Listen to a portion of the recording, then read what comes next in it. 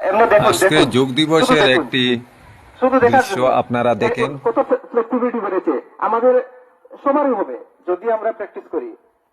ঠিক আছে, তো নেক্সট এটাকে বলে দুপাদ স্কন্দাসন। ঠিক আছে, না হলে তো কিরকম লাগে। ঠিক আছে, ধন্যবাদ। এটাকে বলে চক্রাসন। এটা ফ্লেক্সিবিলিটি না হলে এটা কোরাপশন বেশি, মনোযোগী বেশি তারাও করতে পারে, আর কেউ নয়। এটাকে বলে পাদ। দেখুন দাঁড়িয়ে দাঁড়িয়ে চক্রাসন করছে।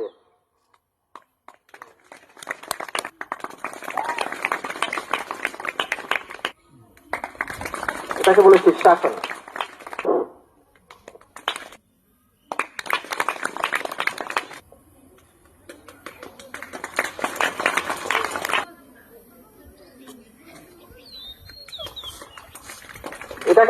এটা বহুত কঠিন আসন।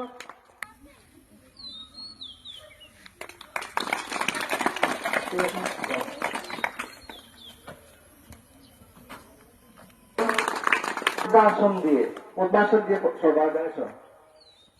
এটাকে বলে সুপ্ত পদ্মাসন। যাদের ফ্লেক্সিবিলিটি থাকবে শরীরের, যারা এই অনুষ্ঠানের আয়োজন করেছেন তাদেরকে অসংখ্য ধন্যবাদ। এবং উপস্থিত আমার প্রিয়